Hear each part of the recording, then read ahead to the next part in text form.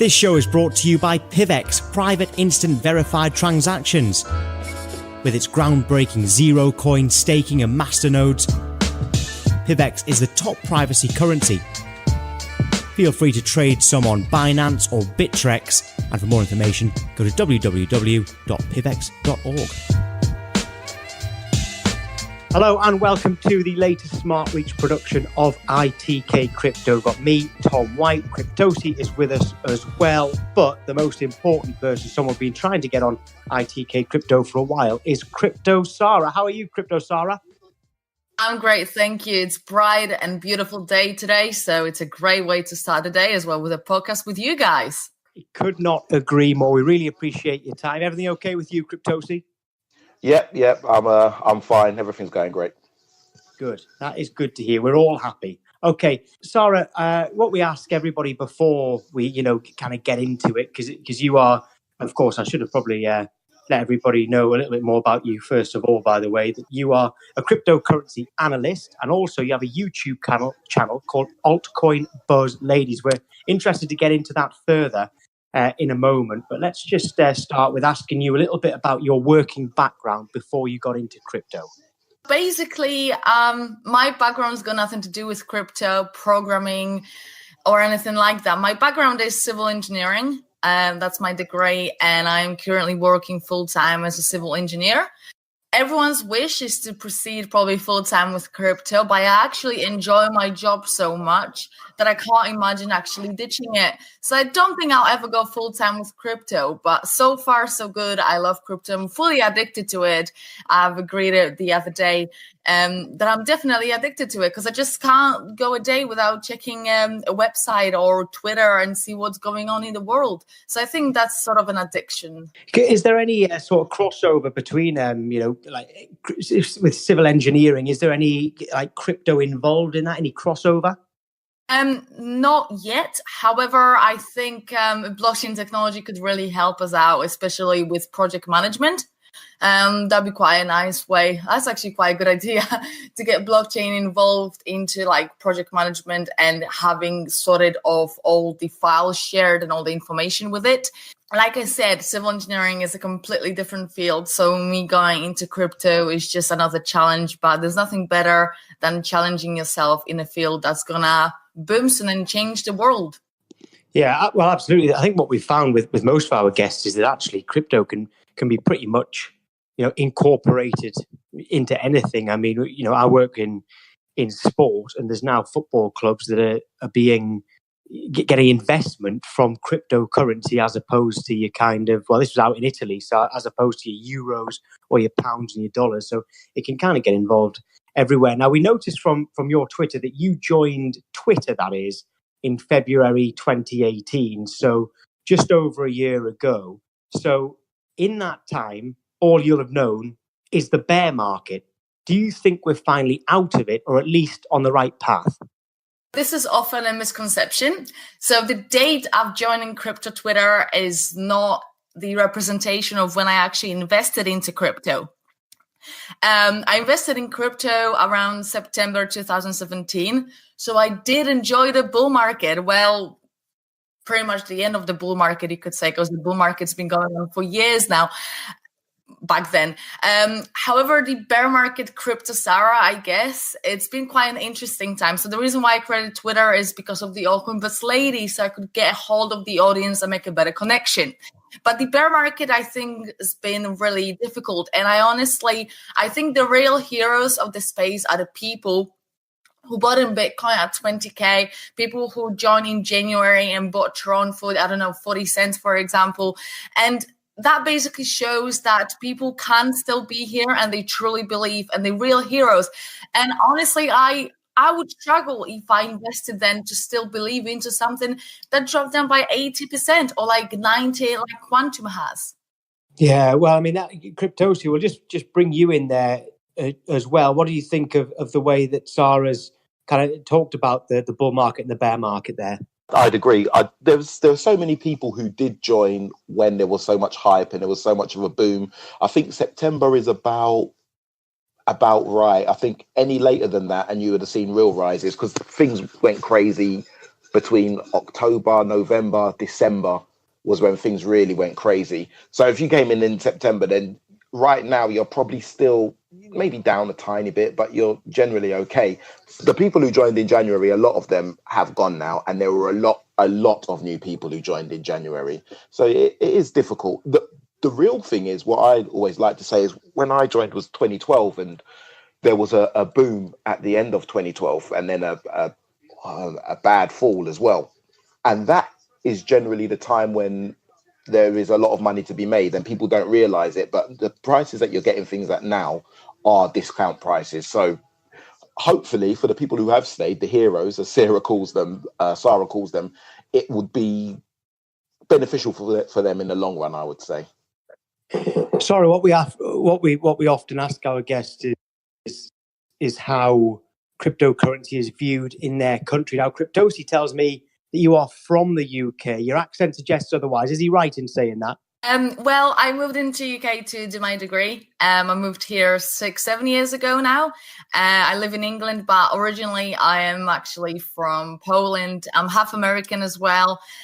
So there is a massive mixture, and no one ever has guessed where I'm from just by my accent or by looking at me, because I don't look like any of the countries that you said or found. So England is where I currently resident and where I attend all the events, and just you can reach me in England basically. Well, this is perfect actually, because if we want to ask you what you think the attitudes are like towards cryptocurrency in the UK, but maybe you could even tell us not just the UK, but Poland and America as well. Basically, it's nothing like in America. Like, there was the event called CoinFest in Manchester. It was a couple of weeks ago. I was there a panelist, and it was fantastic.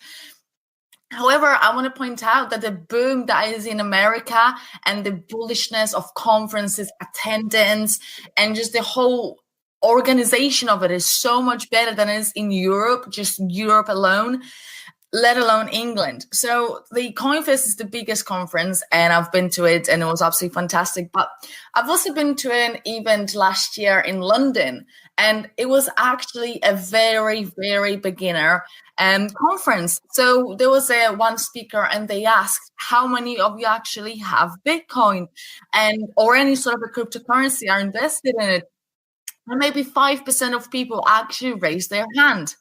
So this is currently the situation that we have. We've got loads of people who are heavily invested into it, but they're rather remain quiet. And I know a couple of other people who are invested into crypto from my friends, actually workmates, but that's about it. It's nothing like America. I haven't been back to Poland for a while. So I haven't really spoken, but there's loads of projects that are reaching out to me from Poland, and they're doing actually quite well. There's some interesting ideas coming out with will be different than just a standard cryptocurrency. So it's nice to see the apps being developed in other countries. Yeah, well, Cryptosi and I, we do once a month. We do like a kind of news roundup from the world of crypto, and there's always rumors. When we do these news things, there's always rumors that there's certain big companies are going to start accepting crypto. I mean, I remember, I think it was Starbucks. You know, the rumors you were going to be able to pay for your coffee with Bitcoin and stuff, but none of these actually end up coming to pass, or certainly haven't so far. What do you make of it when these rumors come out and nothing seems to happen straight away? So I just want to say the use case for Bitcoin is not Starbucks, it's not shops, it's Venezuela, for example. It's countries that are actually collapsing and they're showing that fiat is going to fail. The fiat currency are struggling to survive. There's hyperinflation happening. So I think people should focus on that, on their actual user case. But let's go back to your question, sorry, about the possible adoption and it never going through. I mean, the real question is, have you guys actually purchased anything using cryptocurrency? I haven't. So Cryptosi, what about you? Yeah, I do all the time, but I only do it through sheer stubbornness. It's probably easier to use pounds, but I don't want to. So yeah, I do make purchases with crypto. Okay, fair enough. So my question sort of failed right here, but you're the exception of the rule, which is fantastic.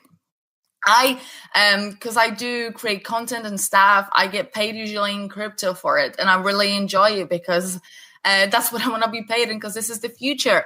But then again, Starbucks is I think people should refrain from Starbucks and actually think about projects that make it life easier. So you know how often Amazon is being used, and there are gossips about Facebook coin, Face coin, or whatever they're gonna call it. There are projects like Flubit, which basically you can buy products from there, and you can get like 25% off if you use their currency called monetary unit. So there are projects who are actually trying to make everyday life purchases possible with crypto, and I think that's what a focus should be on for the time being. Yeah, I think it's a case of watch this space at the moment, isn't it, Sara? Yeah, exactly. Yeah, I think you might be. I think you'll be the right person to answer this question, because it's quite a big one. This, because the recent news has been about Binance and Shapeshift delisting Bitcoin BSV due to Craig Wright. Have you got a strong view on that? Oh yeah, he's a fraud. So I mean, yeah. So what do you think? What do you think he's done wrong, and why has all this come about? Well, basically, he first needs to calm down, because I don't think a real Satoshi would be behaving in any sort of a way like Craig Wright is. And loads of people have been protesting against the delisting of Bitcoin, Satoshi Vision, or as I call it, the short version. As you can tell, I am not really a fan of it, or Craig Wright himself, but that's just my personal opinion. But it started with Binance, then it's Shapeshift. I think Kraken is also thinking of delisting it. But I want people to realize that it's actually a wake-up call. It's a reason to build better networks and do it right from the beginning, just like Satoshi did. Bitcoin is here, Bitcoin isn't going anywhere, and there will be never a replacement better than Bitcoin. And I'm not a Bitcoin maximalist. I'm just trying to say that exchanges delisting Bitcoin Satoshi Vision is not censorship. It's about making people aware that those companies, those projects, they raise loads of money with ICOs or just by crowdfunding. And you can't just be there and say whatever the hell you want. Because, for example, Elon Musk, whenever he says something, the SEC is onto him, and they're trying to chase him, and they're trying to sue him and not make him a CEO or not be in charge. So that sort of a procedure should be exactly the same. And I don't see a reason why cryptocurrency should be any different, especially when it comes to frauds like Craig Wright. What do you think, Cryptosi? Yeah, I agree. I had Bitcoin SV for all of a day, just simply because I had some Bitcoin Cash, and immediately I had to get rid of it. But it's not so much because of Craig Wright, even though I do think he's a fraud. I guess also I'm just going to explain this to Sara, because what we often do on the podcast is try to make things simple for beginners coming in. So just to explain to people just to explain to people that Bitcoin SV is basically when Bitcoin forked into Bitcoin Cash then also forked into Bitcoin SV. So if you own Bitcoin ages ago, you would have got Bitcoin Cash kind of for free. And if you owned Bitcoin Cash a while ago, a few months ago, I think it was around November time, I can't remember, but you would have then own Bitcoin SV. I didn't even know that SV stood for Satoshi Vision. So yeah, I got rid of it. But one thing that did bother me a little bit was the fact that it's fair enough that these guys dislike Craig Wright, talking about CZ from Binance and Eric Voorhees from Shapeshift. It's fair enough that they dislike Craig Wright and that he is a fraud, which is true.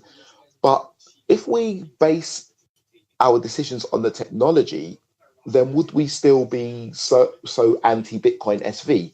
And if that's the case, are these guys, I'm asking you this, Sara, do you think that these guys at Binance and Shapeshift are kind of, in a way, showing the centralization of crypto, that they can have such a big hand in making a project fail? Just by saying we're not going to list it, they can have such a big hand in making a project fail. Do you think that that's something that we should be worried about or that should be addressed? This podcast has been brought to you by Rhubarb Media. Rhubarb Media are the branding specialists behind successful crypto projects such as PivX, Vendible, and Libertaria. The Rhubarb style is both loved and respected the world over. So if you want your project to appeal to techies and everyday users alike, give Rhubarb Media a try. You cannot possibly be disappointed. Link is in the description. While there are different arguments, it is clear that the cryptocurrency exchanges actually do hold too much power, and they are centralized entities controlling the fortune of crypto projects. And this completely goes against Satoshi's ethos and the vision for the space. And Vitalik Buterin said he hopes that these decentralized exchanges will burn in hell. And I don't want to say I completely agree with burning in hell, but I do think the future are the decentralized exchanges, because something like that wouldn't have happened if it was a decentralized exchange, unless they would have some sort of a voting and could get rid of it in a way. But it does show what sort of a power they've got, and that's not exactly what crypto is entirely meant to be. And I completely agree with you on this part, actually. So I'm trying to say that I do fully agree, and I think that people need to focus that exchanges hold way too much power than they should. No, it's quite a good debate from you two there. I enjoyed that, actually, listening to you two on that. Sara, I want to ask you about Altcoin Ladies. Tell us more about it. Oh, okay. So basically, when I joined it in September, I was used to watch YouTube videos and stuff and get inspiration, learn, because that's the best way to just see what others do your own research and all of that. And I came across the channel called Altcoin Buzz, which is actually part of Altcoin Buzz Ladies. Go and check it out for sure on YouTube, on Twitter, and all of that, if you haven't heard of them yet. And around January time, I saw a post on Instagram, actually, that they were looking for new people to join the team. And that's quite funny, because me and my boyfriend were actually joking around before the announcement that what would I say if I was on the show? So I actually applied for it. And Jeff and Shash, which are the founders of Altcoin Buzz, actually really liked me. However, the audience hated me. I've been told to go back to the kitchen. I've been told to make some food, to make sandwiches, or clean the floor, because I'm a woman and I shouldn't be doing those stuff. So that wasn't taken very well. And that shows what sort of a sometimes industry crypto can be. However, I think that was just a very male-focused audience, and it had nothing to do with me. So basically, the end point is they didn't want me to be mistreated, and they gave me a chance of creating my own channel where I could build my own audience, and that's where Altcoin Buzz Ladies came through. So I'm very surprised when you said that. I'm quite shocked by those comments that you were getting there, because I didn't really ever see crypto as a male-dominated industry, but obviously it is. So you've obviously found it. Did you obviously find that quite tough? Have you found it quite hard to get to where you've been just by being female? Yeah, and also my accent. People said they need subtitles and stuff to understand me, which I completely don't think is the case, because I do have an accent, but it's not a strong accent. So if someone struggles, exactly, it's not strong at all. If someone struggles to understand where you were from, so exactly, it can't be that hard to understand. All right, So what other kind of barriers have you found? So it was the accent thing, the gender thing, which I absolutely hate bringing gender into anything, because I think at the end of the day, we're all here for the technology and to make money alongside the way. So I think people should really, really refrain from that. But going back to Altcoin Buzz Ladies, there was 6 of us, then it was just me, and now I've stopped making videos. It's sort of a personal reason, as well as the market is just so down.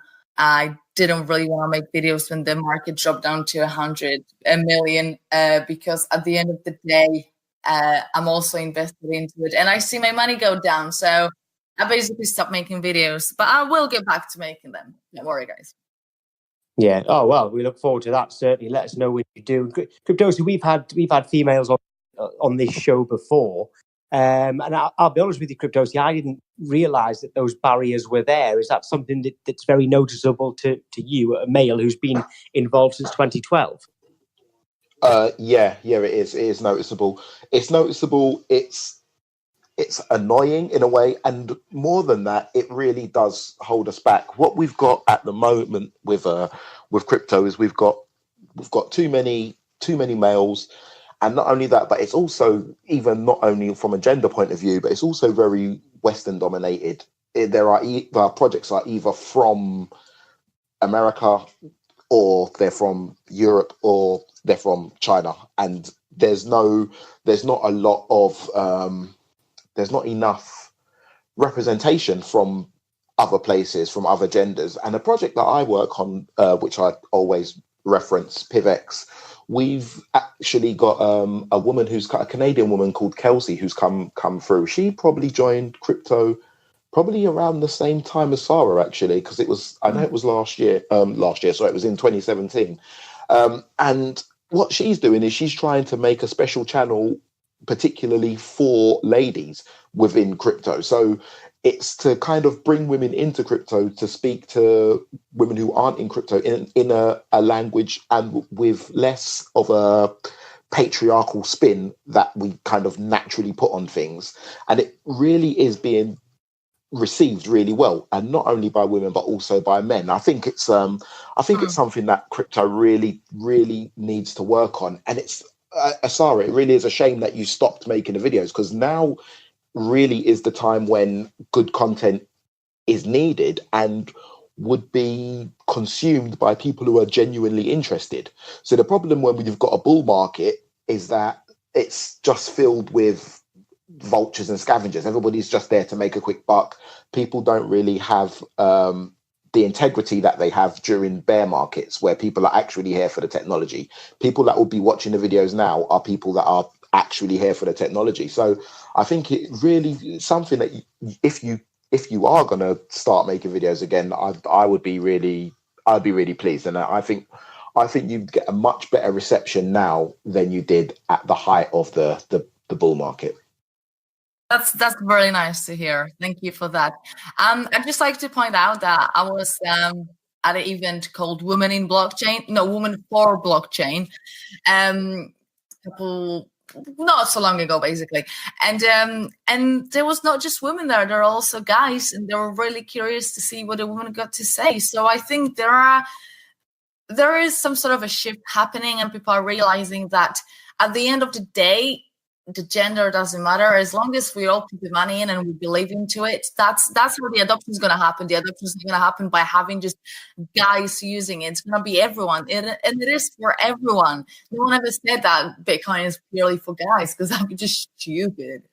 Yeah, absolutely. Well, I'm glad that attitudes are changing, and, because, they certainly should. They shouldn't have been like that in the first place. Right, Sara, this is a question we ask everybody, and we get some great answers on this.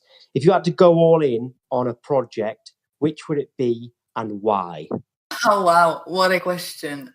Damn, I should have thought of it, shouldn't I? It's quite a hard question, because I don't want to say anything and then be bad. So I'm just going to go with actually Ethereum. Okay, actually, I think the last podcast we did, Cryptosia, I think someone said Ethereum. So why would you go for that, Sara? It's because it's, in my opinion, it'd be the Bitcoin or Ethereum in my answer. It's because Bitcoin is like Bitcoin itself became sort of a brand, in my opinion. It's a store of value, and it's proved it over time. And it's the mother of all the cryptocurrencies in the pure sense of a currency. And Ethereum, it's the mother of smart contracts. And I doubt anything will ever overtake Ethereum. I might be wrong, and if I am, then fair enough. I think Ethereum is the pioneer of the dApps, and without it, we wouldn't be where we are. And that sort of a faith and that sort of a power that it holds, as well as the constant development from Vitalik trying to improve their network to go away from the scalability issues that it had with for example, CryptoKitties, when the network crashed because of the amount of that was transacted, which is absolutely ridiculous. That the blockchain of Ethereum collapsed because of CryptoKitties. But the work's being undertaken into it, and even though there are issues for Ethereum scalability, they are trying to improve it. And that's what I believe into projects, because I always say that if a project fails to deliver on time, that's fine, in my opinion. When I'm more annoyed is when they deliver on time and it fails. For example, like EOS, they've raised $4 billion, and actually when they went live, it didn't work out exactly as it was planned out. It's a bit better now. It's been improved and everything's okay. However, there could be loads of changes done throughout the time they were trying to go live. So I would go with Ethereum. That's my answer. Yeah, Cryptosi, what do you think about that answer? Yeah, I would agree. I would say I would certainly agree with the portion on EOS, and it's kind of one of those things when we were raising obscene amounts of money during 2017. One of the founders came on and he was quite frank. He was quite honest, and he said, "Look, I could probably make this with 300K." US, so about 300,000 US, and he could probably make EOS. There's no real reason for them to make the most money that they've ever made over time. It's just kind of like the way it is. So you've got those diminishing returns. So even though they made so much money, the fact that their blockchain basically, it's not that it didn't work, but it didn't work the way it was supposed to. Yeah. Wasn't really a surprise kind of thing. With Ethereum, I do like Ethereum. We recently had on a project called EtherGem, which is a fork of Ethereum. Now, the main problem with Ethereum, the reason why I wouldn't go all in on it, but I definitely wouldn't sell it. I do still hold it. Is the scaling. I think the scaling issue. I think they're still too far away from solving it. Now, this other project, EGEM, they've got some very, very good solutions. And I think conducting everything on chain, as we saw with CryptoKitties, I think it's just, I honestly can't see how they can ever make that work. I think the blockchain is now 180 gigabytes large, and it's growing at 7x every 12 months. So it's going to be like ginormous very soon. I think that's probably the main worry with Ethereum. But then with forks of it that have got the scaling issue kind of sorted out from the get-go, I think that with those there is definitely a lot of potential. So I would say Ethereum is a pretty good bet. It's probably a better one than Bitcoin, because Bitcoin is just an easy way out, I would say, because we've had the Bitcoin answer, like 70% of the time. A lot of people do say Bitcoin, so it's interesting to hear someone say Ethereum. Yeah. Well, Sara, where can people go to find out more about yourself? Yes, so you can find me on Twitter at Altcoin Sara. You can find me on YouTube at Altcoin Best Ladies. I'm also on Instagram at Altcoin Sara, but I started it. I never posted anymore, so not really usable as much. But Twitter, Altcoin Sara, drop me a DM. My DMs are open to everyone. If anyone's got any questions, wants to find out a little bit more, need some inspiration, or even as simple as some sort of advice, I'm more than happy to give out and help out people, basically. So don't be shy. Drop a DM. Brilliant. Thanks, Sara. And let us know once you start these videos up again. Make sure you let us know. Will do. We'll be definitely in touch with you guys. Sara, have you considered working with small projects? You've got some knowledge of crypto. You've got quite a lot of knowledge on the industry. You've already proven that you can make good video content.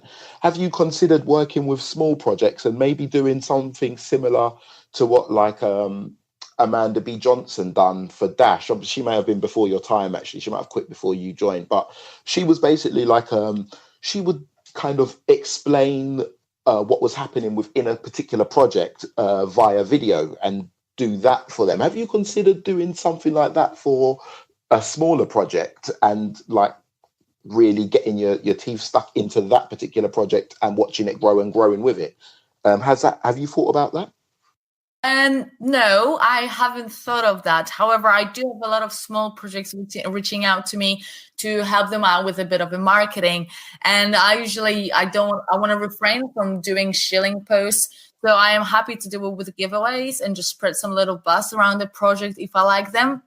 However, I've done some little videos, just one-off videos about Electronero or Apollo currency, and I just basically torn them apart, and I said what I think of them, what I could improve, and how could they make it more adoptable for the people to actually invest into them.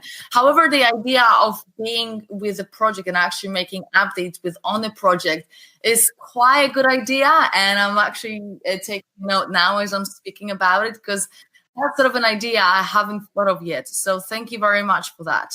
No problem. I just remember my 10% when the payments start coming in. I would have gone a lot more than 10%, Cryptosy. Yeah, I sold myself cheap. It's a real pleasure to speak to you, and we'll let you know when we're going to release this. And to all the listeners, thank you very much indeed. Please like and subscribe to us on YouTube and on Twitter. We are at SmartReach1. See you next time. Yeah, thank you guys. Bye-bye. This podcast was brought to you by Meros Cryptocurrency. Meros is a cryptocurrency payment system that does what cryptocurrency originally intended to do. Be a practical and secure form of direct payment, Meros utilizes the best of current technology in a powerful new way and introduces a groundbreaking consensus mechanism called merit caching. This enables Meros to be both feeless and instant while maintaining the same level of integrity of traditional networks like Bitcoin. To find out how you can participate in the future of crypto payments, go to meroscrypto.io now.